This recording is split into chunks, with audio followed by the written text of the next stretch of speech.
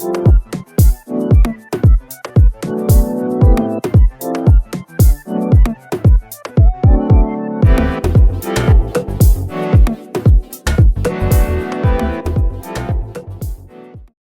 ladies and gentlemen, and welcome to episode 153 of the Seezus Show. Hope you guys have had a good time. Hope you guys have been enjoying some prestige basketball from both conference finals, Eastern and Western Conference. It's just been a crazy run thus far. And looking back, if you would have told me these two teams would be representing both respective conferences and battling against each other, I probably would only agree with you halfway. But the NBA has an interesting way of, turning things out. So hope you guys enjoy, like I said, the Eastern and Western Conference finals, and make sure to continue to subscribe on all forms of social media at the Seezus Show as well too.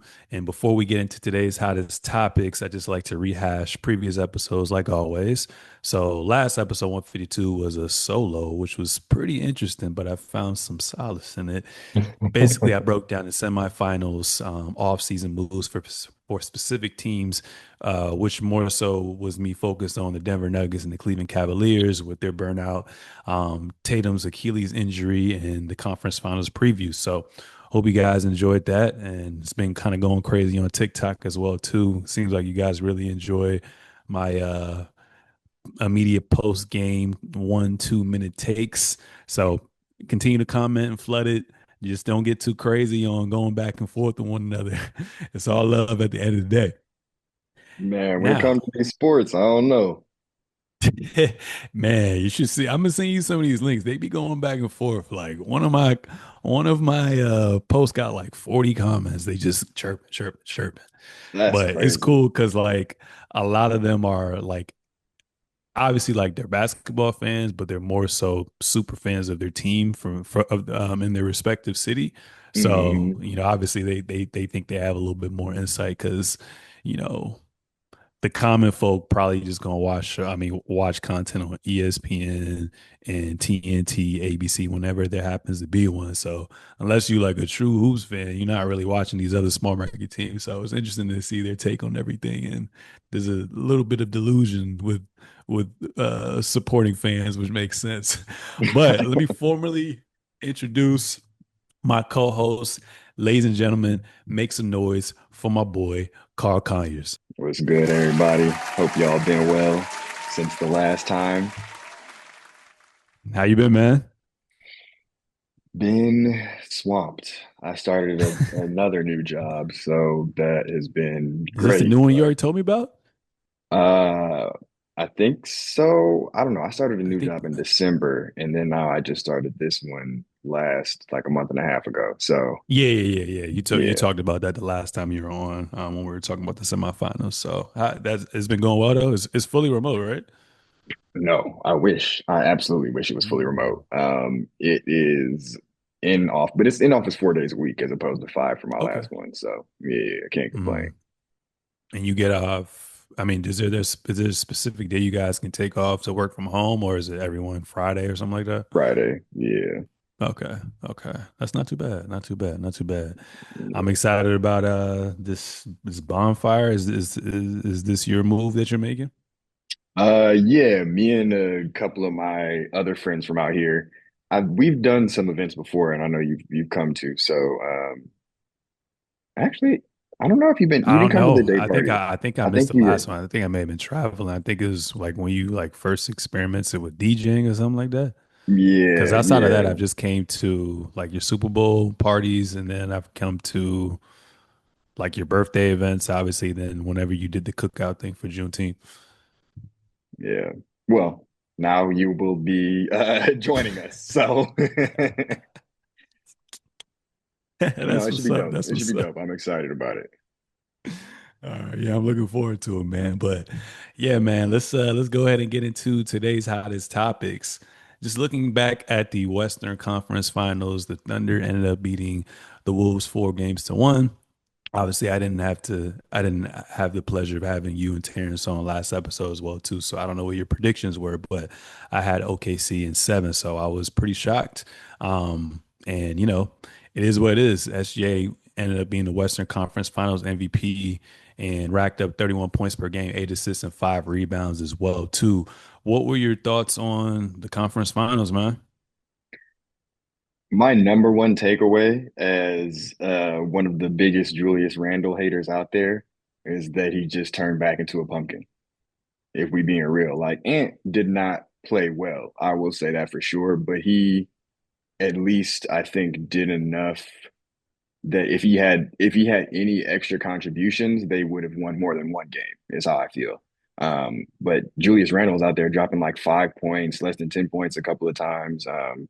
And I just know, all hate aside, like realistically, before the playoffs and before the season as well, I was talking about like I can't trust him in a playoff setting.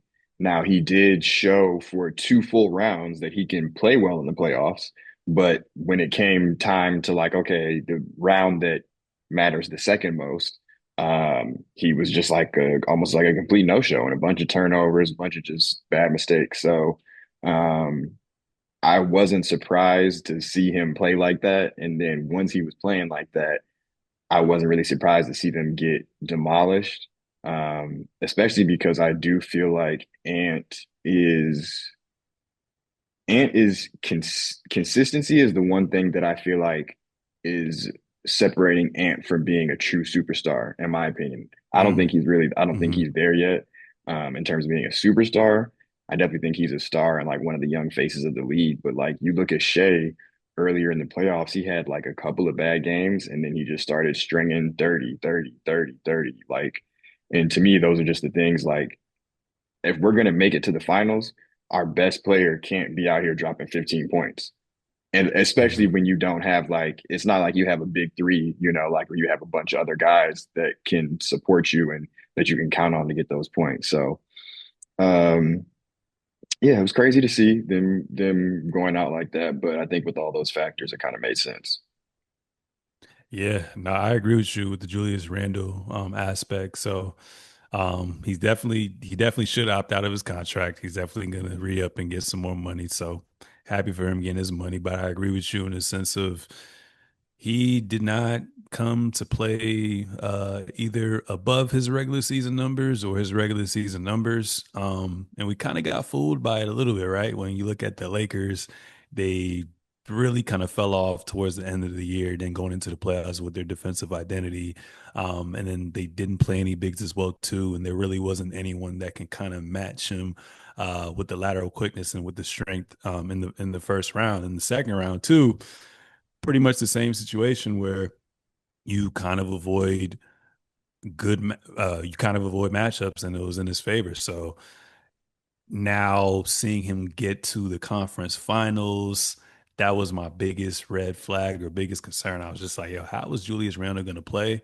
And like you said with Anthony Edwards, I mean, I still think he's a superstar, but I agree with what you said. He has to be a little bit more consistent. And sometimes I hate when he kind of falls in love with the 3-point shot. And it's not even just him falling in love with the 3-point shot. He just sometimes can lack a little bit of aggression as well too. And I Hmm. know that they were swarming him. I know they were picking him up full court. I know they were doubling him, loading up, and Whatever. all that other good stuff as well too. But you still have to find a way to be effective when your team needs him the most as well too. But yeah, Randall, man, you had Hardenstein, you had Chet, you even had Caruso on him. So he got to see multiple bodies. He got to see some rim protectors. And damn near everybody on OKC can slide them puppies, as Kendrick Perkins would say as well, too. So Hmm. trying to go up against Jalen Williams on the perimeter, Lou Dort, like they're really matching your quickness as well, too. And his shot, he had a couple consistent 3-point nights throughout the playoffs itself, but his shooting in the conference finals was bad. His 3-point shooting, especially. And with Rudy Hmm. Gobert being on the floor, that's a non-shooter. With Randall not shooting the ball well too, it's so easy to kind of take Anthony Edwards low key out of the game, and they're not just going to be that efficient as well too. And I was very disappointed in Nas Reed, man. Like Bro, 6 man, former 6 man of the year as well too. And you playing like a YN on 2K My Park, he was like dropping like consistently like 5 points, 3 points, like 0 for 10, 0 for. 5 from three. Like it's crazy. You know, a bunch of my friends, especially in Michigan where it's legal, do sports betting, putting in parlays and stuff. So like they'll send them to our group Yeah. chat beforehand. And my friend sent in a group chat during the playoffs that I think it was during the conference finals that had Nas Reed on it. And I was like, why would you put any American money on Nas Reed? He has been Hmm. proven this whole playoffs to be awful. Hmm. Like you're not getting Yeah. it. He had one good game, I want to say, in the first round where he hit a bunch of threes. And it's like all those Hmm. same shots were there. I was watching all the Wolves games. All those same shots Yeah. were there for him every single game afterwards. He just either wasn't taking them or he wasn't making them. Hmm. Yeah, he was a huge disappointment. Yeah. So that pretty much sucked. This was like the first time. I'm not sure what the outcome would have looked like. I mean, the outcome would have been different now, as far as different with wins and losses for the first team to four.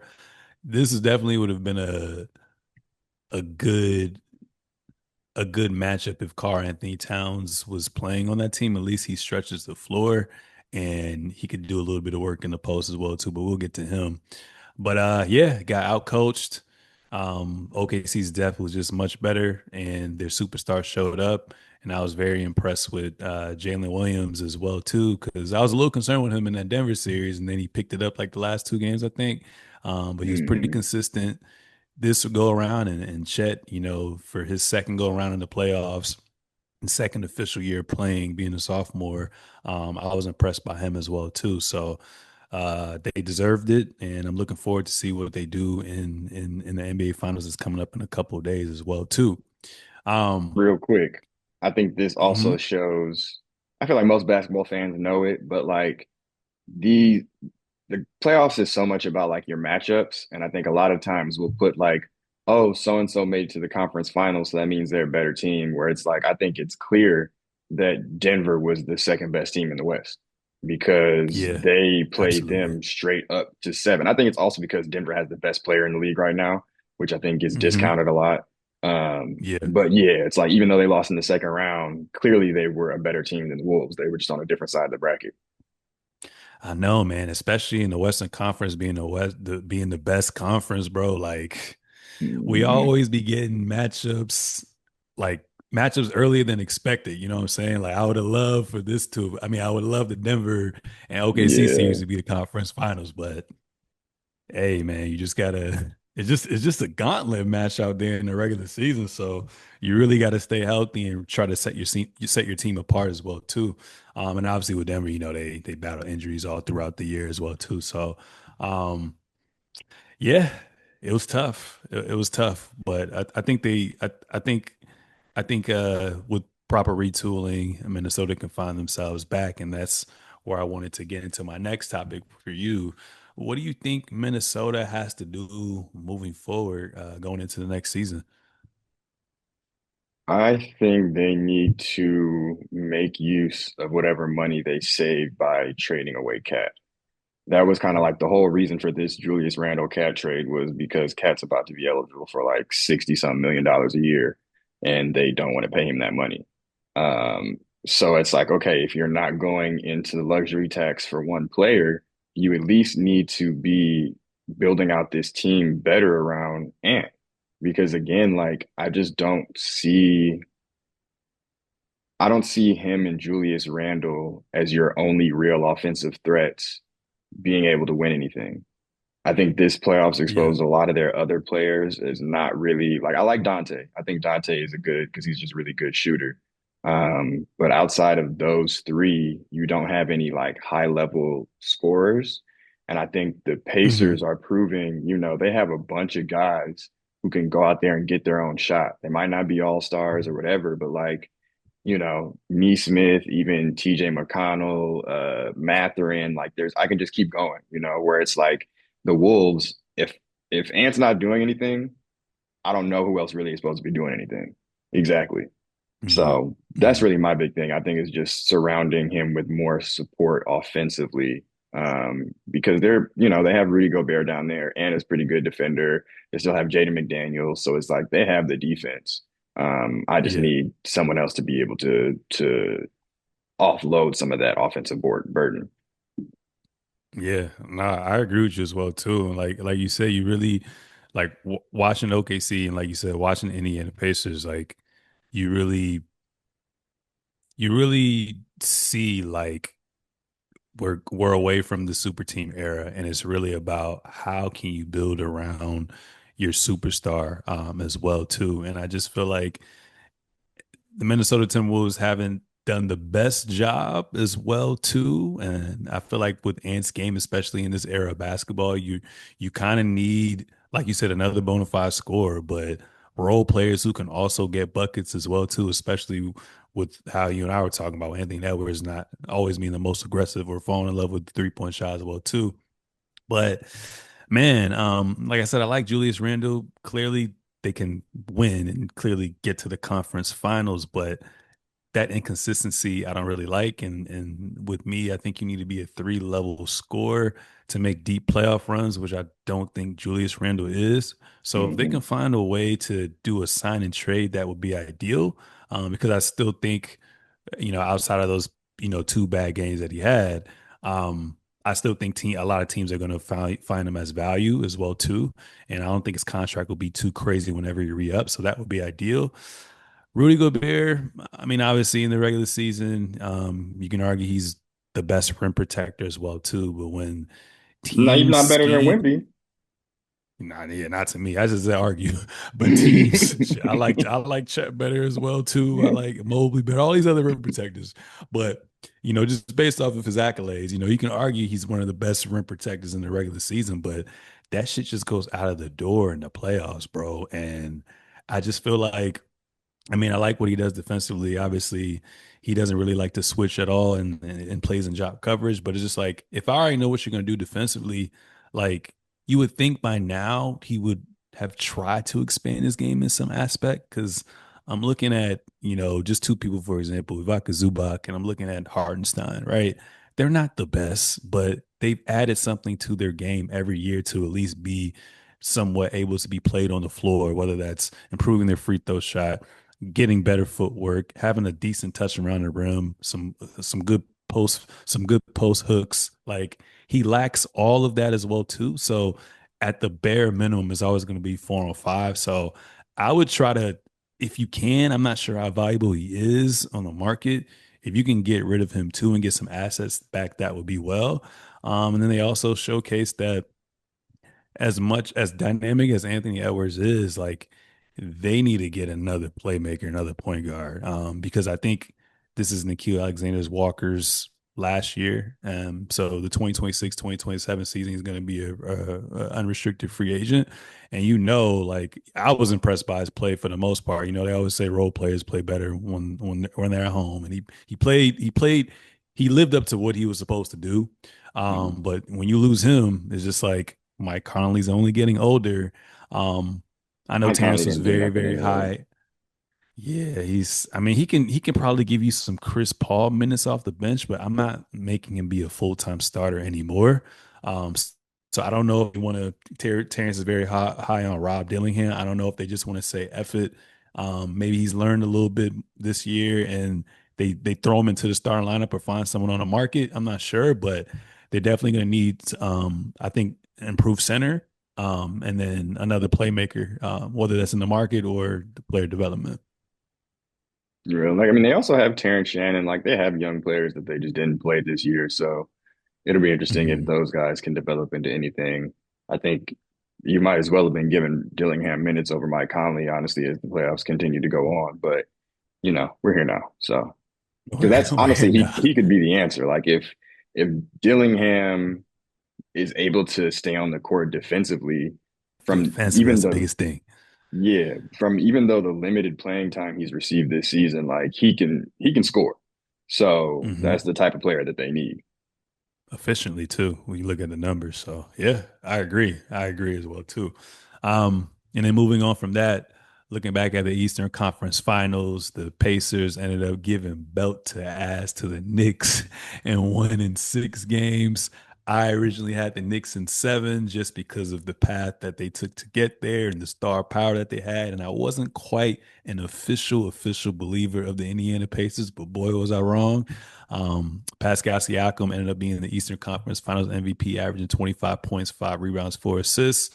There was a total of 9 votes. 5 went to Pascal, 4 went to Tyrese. So let me give some flowers to Tyrese as well too, with 21 points per game, 11 assists and 6 rebounds as well too. But crazy, crazy outcome. Everything kind of once I saw game one and how that all just panned out, I was just with Naismith and then Tyrese, and then I was like, yeah, they're cooked, bro. But what are your thoughts on Eastern Conference Finals, my guy? That's what's tough for me is because I really feel like the Knicks could have won that series. I think like if you win game one, they have a really good chance of winning that series. And honestly, to me, game one was an example of you can, especially in sports, you can do everything the right way and someone's just having a better night than you. I Mm, don't think they necessarily blew that game. I don't Naismith just went like 8 of 9 from three and like hit look seven in the like fourth Game Six quarter. Clay. Yeah, like it that's something you can't really, and it's not like they were all wide open shots either. Like if he's gonna make 9 threes in the fourth, like that's really tough for anybody to match unless you're on that type of heater. Mhm. Um, so yeah, I just think that was tough. And then once you lose that game, you're kind of like really fighting an uphill battle. And it came out again. To me, the Pacers have the best bench slash supporting cast in the league. Um, and I think Mhm. they just, especially now you're playing a team who doesn't play their bench at all. And now you're in a longer series that just starts to add up. And so, like, other guys were able to step up, and Tyrese doesn't have to give you 30 or even like 25, in order for them to win, in order for them to win handily. So, and I think that a lot of the shots that you're getting from like Bridges and Campaign and stuff like that just weren't really cutting it. So yeah, no, it was tough. I think I definitely anticipated the Knicks winning the series, but after game one, Mhm. yeah, wasn't surprised that things went the way they did. Yeah, it wasn't surprising at all. Yeah, it was just tough, man. And like I say again, man, like it goes to show you that depth matters. Depth matters a lot as well too, and coaching matters as well too. I constantly forget that Rick Carlisle is a champion Yeah. as a coach as well too. So got to also give him his flowers as well. But that's the thing about the Pacers, man. Like anybody can go off at any given time. Like you said, like although, Pascal Siakam won finals MVP, and then you can also argue about Tyrese could have won it as well too. The game one, Naismith damn near won them the game, or at least gave them a fighting chance, and Tyrese He kind of won them carried that them game. as well He, too. Exactly. yeah. And then you had Matherin who had like what 2 20-point games as well too. So their And they depth didn't have him at is all last year in the playoffs. exactly. Didn't have him at all last year. I forgot he was injured. So damn, they're just getting that's like getting a new player from free agency. Hmm. so so no, I was proud of them as well too. And it just goes to show you that identity matters as well too. Like they are who they are. They're gonna press you from the baseline to the baseline. They're going to play fast. They get a lot of points out in get a lot of points from transition, and uh, and Tyrese runs the show with them. So got to give them their flowers. They did really well. And like I said, I was hating on them for not hating on them, but I just didn't really take them too serious. Just because I'm like, all right, like there's kind of in my mind asterisks with them each round. Obviously, Dame goes out. And in the second round, obviously, it's a little spooky for Garland with the toe, missing first 2 games, and Mobley and some others miss game two, and then they all try to come back. It's too late. So to see them actually beat a team fully healthy kind of made me more at ease as well too. And I know a lot of Hmm. people are saying, "Yo, like who's the number one option, or is Tyrese Halliburton a superstar?" I think. He still needs to be a little bit more consistent in scoring the ball, but he's obviously like a natural, pure point guard, one of the last of the dying breeds. Yeah. But I think I'll put him. I think I'll put him in the superstar category. Where do you put him at right now? Not yet. I think this playoff run put him in that category. Not only just his play, but he was the most clutch player in the playoffs. And that's a playoffs that had Jalen Brunson, who Facts. was super clutch too. But Facts. like he was every time his team needed a big shot, he was hitting that bitch. And like it was really crazy. Like when he shot that shot at the end of game one, I was like, even when it bounced, I was like, I feel like this is gonna go in because that's Yeah, how his me playoffs has too. been going. And he's Yeah, also, yeah. like you said, he's a pure point guard. So of course, like he had one game this series that they lost. I think he only had like 8 points. Like 8 points, that you yeah. don't want, but like he's gonna get a decent night for him is like 15 and 10. Like that's not bad. Especially when again you have the supporting cast that he does have. It's just like more so running the show, controlling the tempo, making sure everybody's in their spots. But like 1 through 5 of their starting lineup can all get you 20, and a couple of guys off the bench can get you 22. So I think he plays his role really, really well. It's not to be Anthony Edwards and score 30 points. It's like I just need to make sure I'm doing something offensively and I'm setting everybody else up and I'm hitting these daggers. Hitting these daggers, man. I might have to get that what's it, the Tyrese 316 t-shirt they got right now on WWE. That joint Hey cold. But man, he tough, man. Like you said, he won't clutch player of the year, but he looked like the clutch player of the year this whole series, this whole playoff run. I mean, whole obviously, like playoffs. even that Cavs joint, when he missed the free throw, got that joint back and then sent them. And then also the game winner driving layup over Giannis. Like he's He yeah, coming had out party for huge clutch sure. moments in every series. Yeah. Yeah, yeah. So if it gets close in the next series, which we're about to talk about in a little bit, then it's gonna be interesting. Um, so with the Knicks, man, obviously we have another topic in relations to the Knicks after this, but what do you think the Knicks have to do moving forward? Do you think any personnel changes from a player standpoint they need to do or anything like that?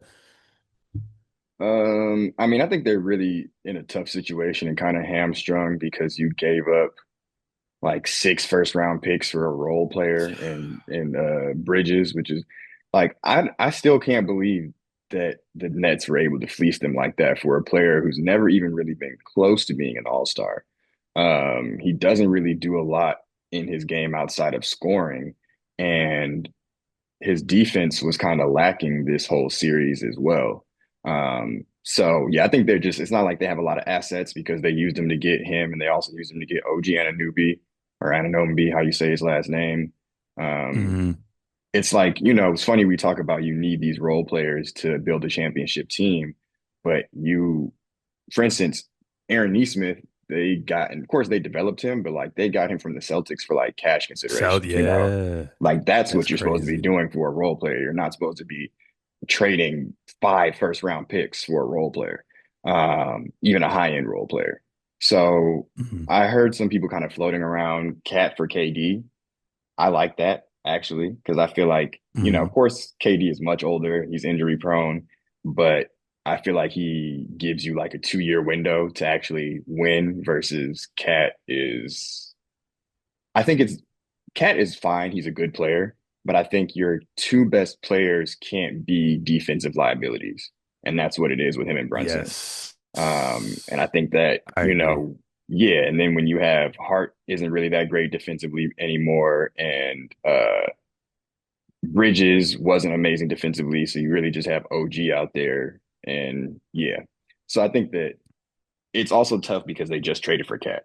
But if you're Mhm. able to find somebody that you can get a better value, and then also now if Mitchell Robinson can at least just shoot like 60% from the free throw line, he can be out there and be your starting center, and that makes you better defensively as well.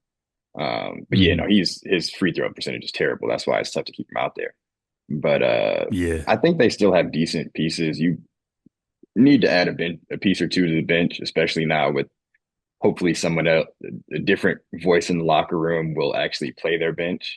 But yeah, I think they're in a tough situation when it comes to improving the team. But clearly the team was good enough to make it to the conference final. So, it's not like they have to do a whole lot, I would say. And the East is going to be wide open Yeah. again next year, I feel like. I was just about to say that. The East is about to be wide open, obviously, with Tatum's Achilles injury and then Damian Lillard's Achilles injury.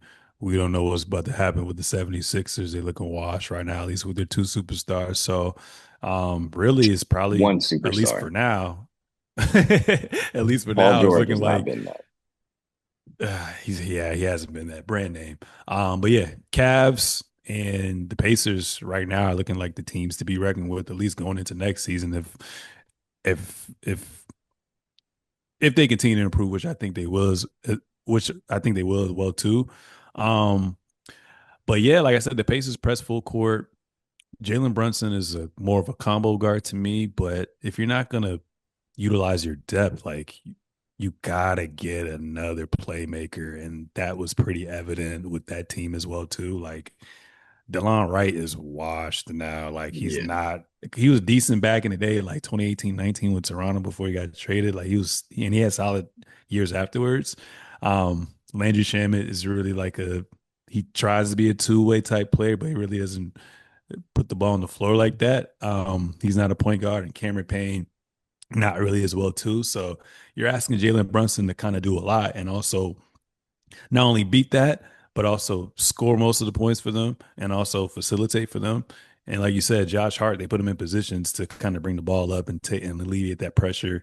He's not the best decision maker, more of a Swiss Army knife. And OG Anunoby and what's his name, Mikal Bridges aren't playmakers like that as well too. So playmakers will be good. Cat and OG both. Cat's contract's kind of crazy. He's making $53 million next year. And then OG Anunoby is making $39 million next year. So I think OG Anunoby's contract's more favorable and I think he's more value. And it sucks because I will love him on that team, like you said, especially for his two-way prowess. But that may be the team, right? I mean, that may be the player right there where they may have to offload as well, too. And then I think let me see here. It looks like everybody else is intact. I mean, the ones that we kind of listed that they try to play somewhat with Thibs, all are going to be free agents next year. So, yeah, you're right. Either Karl Towns has to go, or OG Anunoby has to go, and they have to kind of figure things out as well too. But luckily, outside of Cat's contract, and then obviously with Jalen Brunson's deal that he kind of put into play, with the extension that he signed, like everyone has pretty friendly deal as well too. And honestly, maybe if they did have a different coach, the outcome would have been different. Like you said, if they won game one, this whole series is a lot different as well too. So maybe it's like the Mark Jackson situation where he can only take them but so far, and then Steve Kerr comes in and just changes that whole dynamic as well too. So we'll see. Moving on from that, speaking of coaching, the Knicks end up firing Coach Tibbs. So fresh off their deepest playoff run in the past 25 years, Carl Conyers, the New York Knicks fired coach Tom Thibodeau earlier crazy. today, which is crazy. Um, yeah, this was their best, I think, as far as best win record that they've had since like the Pat Riley era. And this is 2 years in a row where they won 50 games as 50 far. They games. knocked out the Celtics. Obviously they were a little hampered as well too, and they made it to the Eastern Conference Finals, Nah, the man. And Celtics it was looks like not hampered, bro. They was smacking the Celtics when Jason Tatum tore yeah, his I Achilles. think because if you look at that game, like even when Jason Tatum was about to go for a 50 ball, like that They were last still sequence they losing. had, they were still losing. So I think they were Yeah. gonna. I mean, it may have been possible to come back from 3-1, but it was looking very unlikely. They would just get him BTA, as well too. So yeah, Leon Rose came out and basically said our organization singularly focused on winning a championship for our fans. And then he also said this pursuit led us to the decision to inform Tom Thibodeau that we've decided to move in another direction. We can't thank Tom enough for pouring his heart and soul into each and every day of being the New York Knicks head coach. Ultimately, we made the decision feel is best for our organization moving forward. Tom will always be a part of our Knicks family, and we truly wish him nothing but the best for the future as well, too. So, yeah, man. Tom Tibbs. I mean, it's a new era of coaches, man. I mean, like obviously Pop, I mean, he's kind of moved away, obviously for health reasons, but there's not that many OG like old coaches outside of like Rick Carlisle I can think of. I mean, obviously like you got Spo and stuff, but he's still relatively young. So I'm talking about like old head coaches. So Hmm. his just style is and his approach is just kind of outdated, man. Coming from the heavy workload and fatigue that, multiple players have, come to basically complain about him about that got leaked out to the media, his stagnant offense, his limited adjustments. Uh, Overplaying his starters is just it just wasn't enough. And like I said before, if you could have had maybe a better coach who's a little bit more nuanced, then maybe we would have seen a different outcome. But what are your thoughts on Tibbs getting fired less than a week from Them losing. trying to force a game seven in the finals, in the conference I finals? I think that one, I'll say, he's definitely an older coach, but I don't think that saying his style is old school. Like when Tibbs first got his head coaching job with the Wolves. So Hmm. he first started coaching basically when they had Derrick Rose. There wasn't any other coaches out at the time playing all their guys as many minutes. Like he's been doing this his whole career when it was not the thing at the time. Like it's not like he started coaching in the 90s or something like that. Like when he started coaching, Hmm. he was like, no, Luol Deng, you're going to be out there playing 38 minutes a night. Like that was him. And that's what he's been known for his whole career. And it's drove a lot of guys into the ground. But Hmm. yeah, I think that it's funny. I was talking to some of my friends and I was like, once the starters started coming out and complaining, like, yo, bro, play the bench players, I felt like it was over. He's Yeah. very stubborn, stuck in his ways, which I think in basketball can be helpful in some ways, but I think when you're doing something that has honestly never been the best practice and it's not really going Yeah. to be beneficial. So yeah, the signs were kind of there, and then you go out before the finals, which is crazy. Honestly, I think this postseason was more of a hey, if you get to the finals, we'll keep you, but if not, you're out of there. And he fell short. Like you said, I think that they're probably hoping, another voice can come in and take the same team and Mike Malone. that's what people are saying. Man. Yeah, achieve the same or Mm. at least achieve better. But also I'll say this, you can't take for granted, which I'm sure Knicks fans don't either, winning back-to-back seasons with 50 games. So Yeah. we hope that someone comes in and improves them, but there's also a chance for regression. Yeah. Um, so, we'll see. But Yeah. I do think it was time for Tibbs to get up out of there. You just can't be Hmm. playing your whole starting five, 38 minutes a night for the whole regular season. It's one thing if we're in the playoffs, but yeah, Yeah, it bit them in the ass as well too. And that definitely showed in the series against the Pacers. So that's a tough one, but sometimes you have to take the fall, and he happened to be the guy to take the fall. So we'll see what happens with the Knicks. There's been other reports, and they have already have betting odds for different coaches to of land it. course. I'm thinking Mike Malone. Maybe he can. Obviously, like Joker is the system, and obviously Cat isn't on Joker's level, but he's one of the better big men that can pass the ball a little bit more. So maybe if you get Mike Malone, you can kind of implement a couple of the 1-2 man games, because we really didn't see that 1-2 punch that much in this series and in the entire playoffs and the entire season with Jalen Brunson and Karl Anthony Towns. Is more so I get off, you get off. Hmm. So it'll be nice to kind of see them implement that.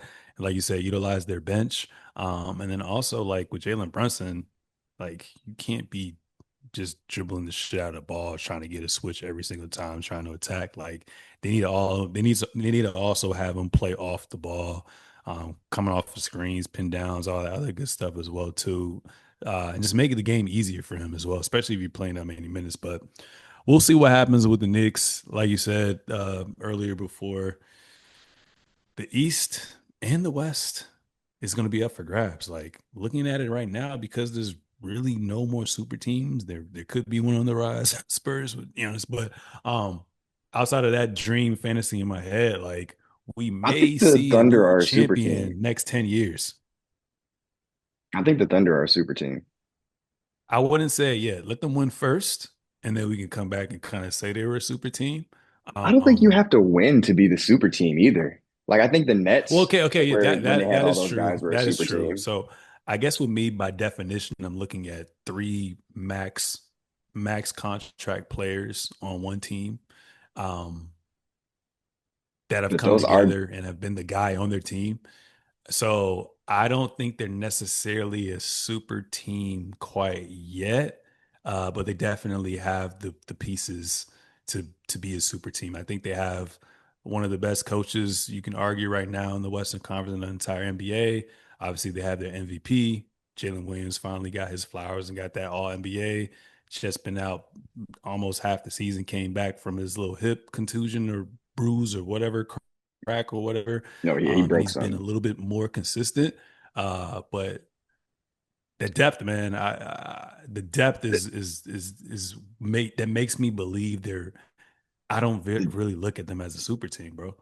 But that to me is why they're even more of a super team is they have a big three plus depth. A lot of super teams had to Mm-hmm. get rid of all that depth to get a big three. Mm-hmm. But they, to me, they remind me more of the Warriors when they first won because that team with those three, I think that was a super team because clearly they won the most games in NBA history. You And you think the 73-9 Warriors win team was a super team? yeah, I think that KD was a Uh, super duper team. I I think that I was think over the top. KD make them a super team. Um, but If you win I 73 games, I think it's hard for me to not say you're a super team and you have a big three of all three all NBA players who were on max contracts at the I don't time. know. With Draymond, though, I Um, mean, I know he was better back in the day, but I ain't really call that a super team. They were definitely ahead of their time for sure. But I mean, Draymond is just Scottie Pippen with like five less points at that point. Like, I mean, even I think Scotty, your third best with player Scotty doesn't have Pippen to be aspect, we an can't disrespect offensive player. Scotty Pippen like that. I mean, Scottie Pippen never was a defensive player of the year. We can't just disrespect Draymond like that. I mean, but Rudy Gobert was a defensive player of the year multiple times. I mean, obviously Yeah, they're but two he's different but type Rudy of players, Gobert but is not a I'm just saying, like four-time NBA awards champion. itself Yeah, I know. sometimes awards can be kind of finicky.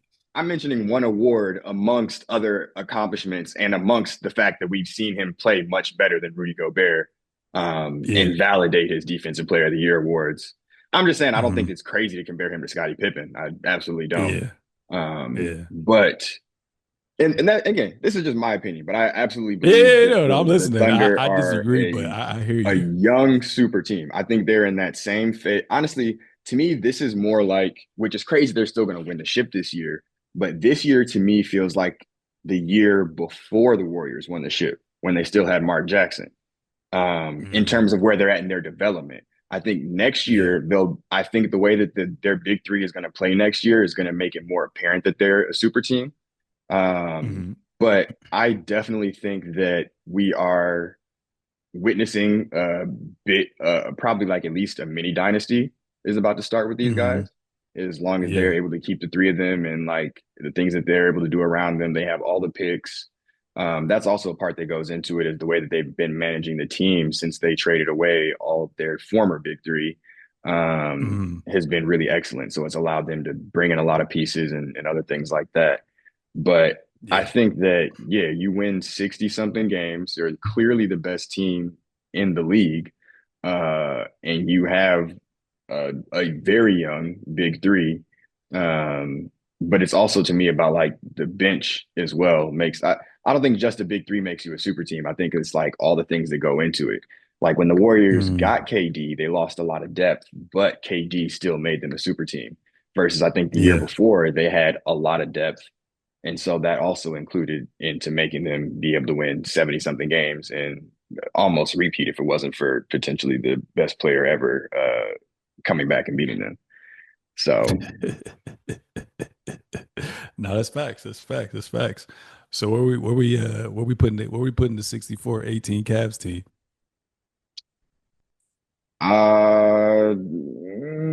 I don't think that Defensive that player of the team, year, all NBA player, and another all-star. who was the defensive Great player of the depth, they year? say. Evan Mobley. Oh, I thought you said the old, they're talking about like a LeBron Cavs team. No, no, Uh this side. I'm just going off of yeah, the personnel, the I coach, all don't think the that they are uh, I mean, I think it's clear that they got washed in the playoffs. Every 60 win, Yeah. again, like the qualifiers that I use are in context. Every 60 win team isn't Yeah. the same. We saw the Hawks win 60 wins and nobody ever thought that they were any sort of amazing team. Um, Mhm. and this the same way. I don't think, and honestly, I don't think there is a big three in Cleveland. I think it's Donovan Mitchell and I guess Evan Mobley. Darius Garland didn't play well at all the entire postseason, and he played okay Mhm. this year, but I don't think he was an All Star this. If he was an All Star, it was just because of their record. Um, Yeah. I don't think that they like. I would take Jalen Williams over Darius Garland any day, and I Hell think yeah. that Chet at this stage I would take Mobley over Chet.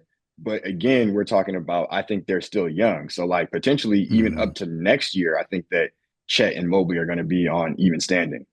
Yeah, I So can see yeah, that, especially with a fully healthy season as well too. yeah, But like you said, I think they definitely have. Yeah, like I said, I disagree with the super team aspect, but I do agree that they're on the cusp and have the personnel, like you said, the draft equity as well too. But yeah, once they officially win it, then I may change my mind there. But only time will tell. So that leads us into the main event. NBA Finals preview, man. OKC is going up against the Indiana Pacers. The Pacers had an interesting run to get there, and it was exciting to say the least as well too. First round they beat the Bucks. Second round they beat the top rated team in the Eastern Conference, the Cavs, and then they beat this star-studded team with the New York Knicks and the OKC side of things. BTA everywhere they went except the second round, obviously, but BTA to Memphis Grizzlies and won 7 games with the reigning MVP at the time, Nikola Jokic, and then also conference finals BTA 4-1 with the Minnesota Timberwolves as well too. So obviously, we can kind of agree that regular season doesn't necessarily mean anything, but you can kind of look at the regular season to kind of help make predictions as well too. So OKC ended up winning both games respectively. One of them was pretty close, the December game. I mean, no, the March game. The December game was a lot less. So OKC won the regular season series 2 games to 0. December game was 120 to 114. The March game was 132 to 111. In both of those games, Chet Holmgren didn't play. In the last game, Matherin didn't play. And then in the second game, Chet, Aaron Wiggins, and Jay Williams, not the All-Star, but the other Jay Williams didn't play as well, too. So tail of the tape for these teams, at least in the playoffs as well right now. These teams are both top three in points per game. OKC is clearly the better defensive team, being a top five defensive team. And throughout the entire playoffs, if you look at the numbers, the Pacers were number 13th. Both pretty much marry each other with field goal percentage being around 47%. 3-point percentage that goes to goes to the Indiana Pacers as well too. Free throws go to the Pacers as well too, and points in transition as well too. So it's going to be a dogfight, man. I want to hear your thoughts on this finals matchup. I know a lot of people wanted to see a different team, but honestly, I think this is good. Like if you're a basketball fan as opposed to just a casual watcher, like it shouldn't really matter about non-small market teams. Not always making it. I'm a fan of small market teams, and like we said, this is kind of debunking always having to tweak your roster and add stars there, and these teams are kind of doing it organically, which I can appreciate. But what are your thoughts on this NBA Finals this year? What's your breakdown? Who you think is going to win, man? man. First off, I had to watch the Miami Heat in the finals twice in the past couple of years, so I think both of these teams are going to be much more fun to watch and play better than them. But also, it's interesting. Like, I get it, they're in Oklahoma City, and like by definition, they're a small market team. But I don't think OKC's been actually a small market team since like 2008 or something. Like once they got KD, they've been on they've been the most talked about small market team in the league for the past almost 20 years now. Hmm. Um, I think they've always maintained relevance, even in like maybe only for the 1 year that they were bad. I think they had 1 year where they were bad after they got rid of like Chris Paul. Um, but otherwise, it's like they've always had a player that has brought the attention and that the media talks about. Because there's other guys like, of course, I'll bring up Cade in Detroit, who like played amazing this year, but he didn't really get talked about on any of the talk shows, or anything like that until the postseason came. And even then, they didn't really talk about him a whole lot. So I just think that the Thunder have always had somebody who has kept them relevant and in a way that pretty much no other small market team usually is. Um, Mm, but yeah, that aside, I think OKC is going to win. I think that they have been, again, I think also, sometimes a super team, I feel like a lot of times when we talk about super teams, we are putting them in perspective of history. But I think, yeah, at least for me, putting them in perspective of this season and the current state of the league, they are and have been head and shoulders above all these other teams. yeah, They proved it with their record. They proved it with the one of the best point differentials ever. They proved it this entire run. Uh, I don't see a team like the Pacers being able to overcome the defensive tenacity that they have. And again, the Pacers, I think, are on like kind of like a magical run. And I don't say that to discredit them because I think they're a good team, but I think yeah. they've been hitting a lot of really important shots, which is credit to them. But I just don't know if that's the style that's going to beat OKC. Um, I just think that they're so deep, they're so talented defensively with like almost all their players that it's just going to really be a dogfight. I think it'll be a good couple of games, but honestly, I Mm, would take OKC in five. mm, damn, five. You know what's crazy? I said in five as well too. But just because of this little Cinderella run, maybe getting right hot at the right time is working in their favor. Out of respect, I'm gonna just say six. But at first, I did have five as well too. But I know you said that the Indiana Pacers had the best depth. I'm only going to give it to OKC just because of their two-way prowess. Damn near everyone can defend at a high level, which I like as well too. But I mean, OKC would coaching, definitely be my second on that list of depth as well. So it's not crazy to say that they could be yeah, it's interchangeable. not, yeah, not crazy, not far off as well too. But and just looking at how they play, like Indiana has their identity, right? They're gonna try to get a lot of points off transition. They're gonna press you full court. And like you said, it's always a tough task where for the opposing team where you think in your head is going to be Tyrese Halliburton and Pascal that you have to shut down, but it's really the others that kind of keep them afloat as well too. And just looking at the teams that the NM Pacers have been through, the Bucks were not a great defensive team whatsoever. The Cavs obviously had their share of injuries as well too, but you take away Mobley and Allen, who on that team like do you trust to string along some defensive stops, especially with that small backcourt? And then, like you said, with Karl Anthony Towns and with Jalen Brunson, you're going to have the decision to make. Like both of them are defensive liabilities, and that kind of showed. And they didn't play their depth, so Barbecue they like to do chicken. their little four court press, barbecue chicken. They like to have their little full court press that they do. And I was watching both of their games earlier, like I said, Chet didn't play. So they did have Hartenstein at the five. But one thing that I did notice that they played Case and Wallace. And he provided those off ball duties. So sometimes Shea would be the one that would get pressed, but he would just and then he would be the one bringing the ball to the court. But they wanted to kind of conserve his energy, and obviously he's a three-level scorer and really plays in the half court set. So Wallace brought the ball up a lot as well too. So I'm curious to see like are they going to start off with the starting five with Chet and with Hardenstein in the front court? Yeah. And Lou Dort, we'll see. But I'm probably going to go with the starting five that they have. But they have multiple playmakers, so that full court press should work against the Knicks because they don't play anybody. But now Hmm. you got, like I said, Kason Wallace, you got Shea Gilgeous Alexander, you got J Dub, you got Alex Caruso.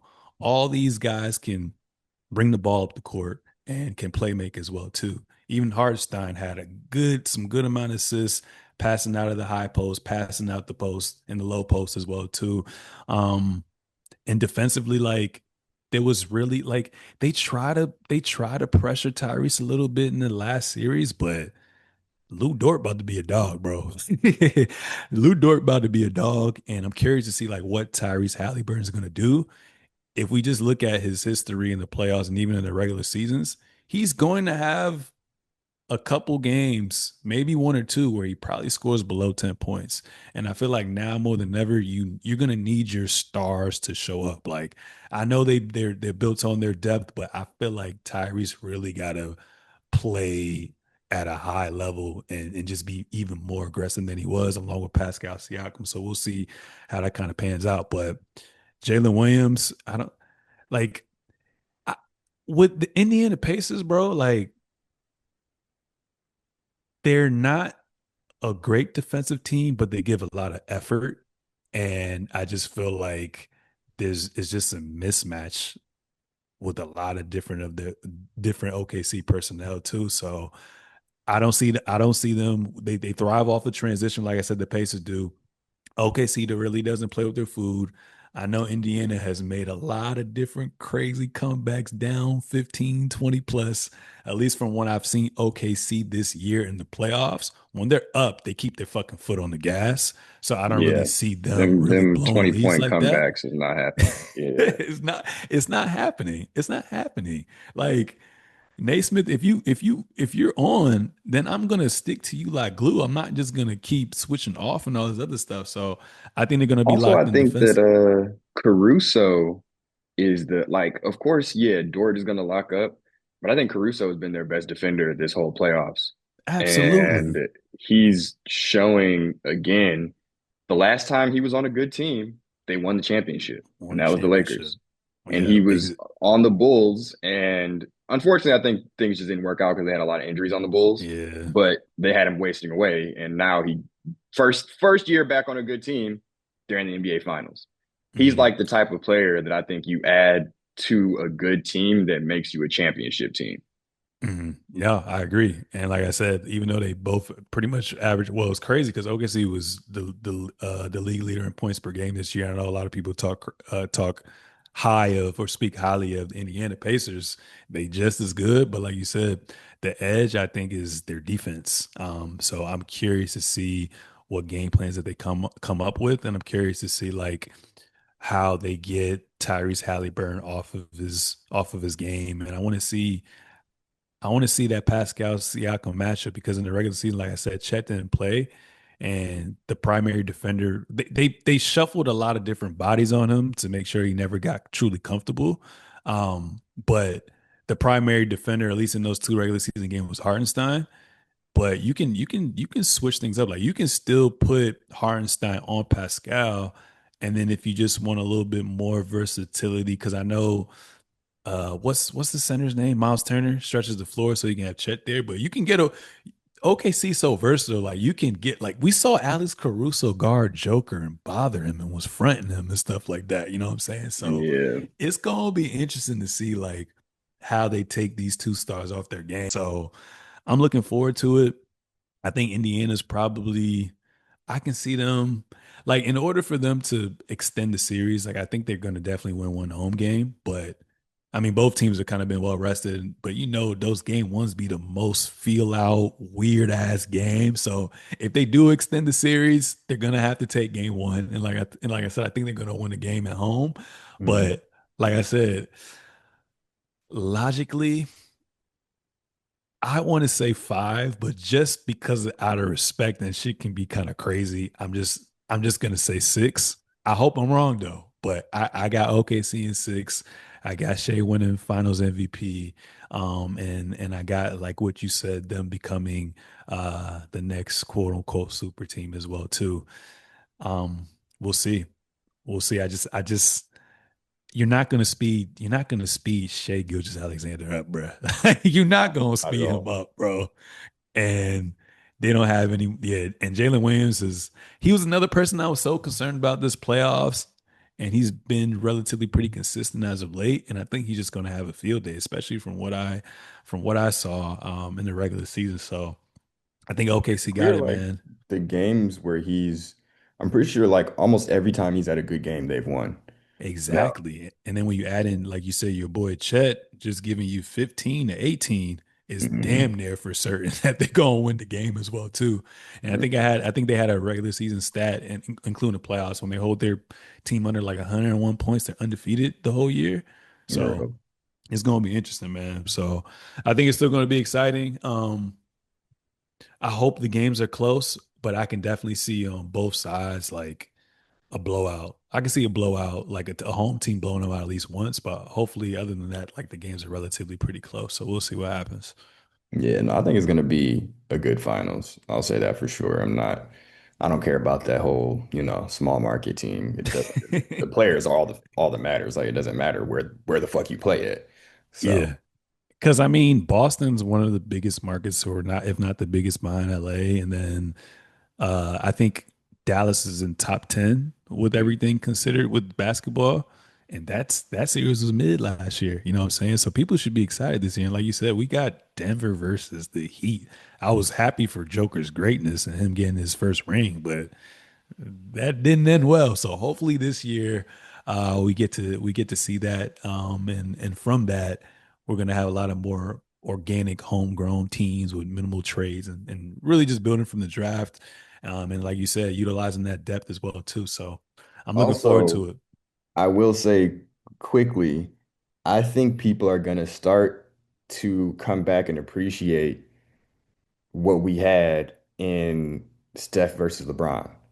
I think like when it was happening, the same way, honestly, I feel like it happened with the Bulls, and I hear older people talk about like when it was happening, it's like, damn, them again in the finals, but like every single finals was entertaining. It was fun. It was good. Since then, it's been hit or miss, like some have been bad, some have been good. Like I just think sometimes like, yeah, you have these same teams playing, but they are good teams. They have great players, and it's exciting to watch. Yeah, no, absolutely, for sure. We definitely, as a whole society or basketball culture, definitely took those teams and took those runs, took those years for granted.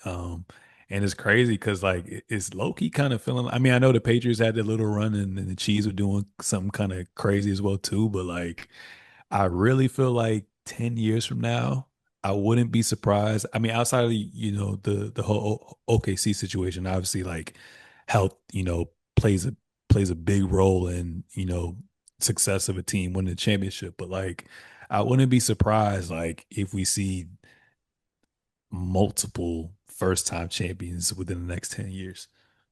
Yeah, So we'll it's see, already man. been Any happening. closing remarks? Wait, what would you say? I just said it's already been happening. Yeah, already been happening. Saying we about Yeah. to, and whether we like it or not, we're gonna see one this year. Boston Shit. failed us. OKC Boston hasn't ever failed us. won anything. It was the Supersonics that won something back in like the 70s or something, I want to say. So, 70s, yeah. yeah. Damn. So yeah, this gonna be a good one, man. But Any no, any closing remarks? I'll just say, enjoy basketball for basketball. Don't get caught up in where these guys play at because all that really means is it was harder for these teams to get in this position because nobody wanted to go there as free agents. They had to trade for Pascal Siakam. OKC had to do a lot of drafting. Um, so yeah, I think just enjoy some good hoops. And hopefully the next time we talk, we will have had a good series to talk about. I hope so too. And then two more things that just happened across my mind. One, what are your thoughts on social media's calling out Shea, calling him the quote unquote foul merchant?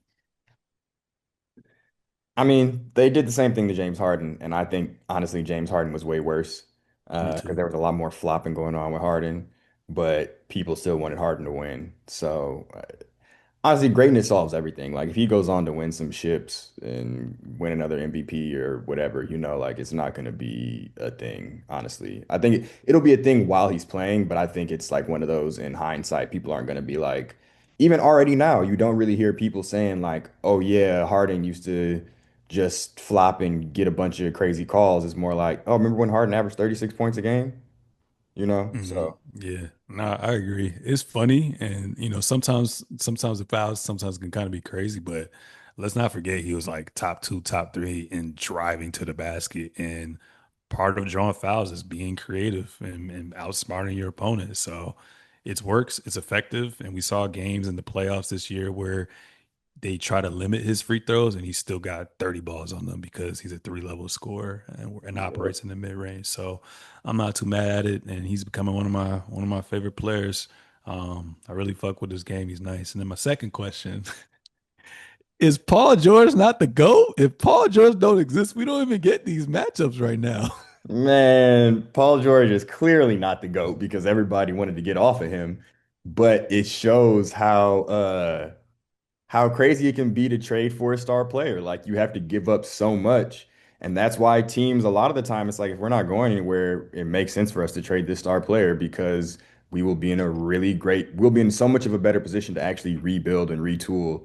Even like what y'all did with trading DeJounte Murray. Like, and he Yeah. wasn't even that caliber, but he still gave y'all a couple of picks that I think landed some of the good young players y'all have. And then, of course, gave you the opportunity to land a number one pick. Yeah.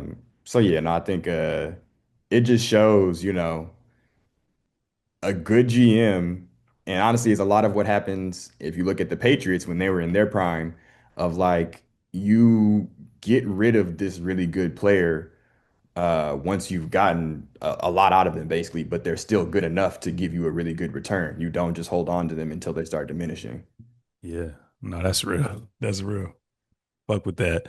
But ladies and gentlemen, that was episode 153 of the Season Show with my boy Carl Conyers. Make sure to subscribe on all forms of social media and major streaming platforms at the Season Show, at Carl Conyers, and at Terrence Willie _. We out. Deuces.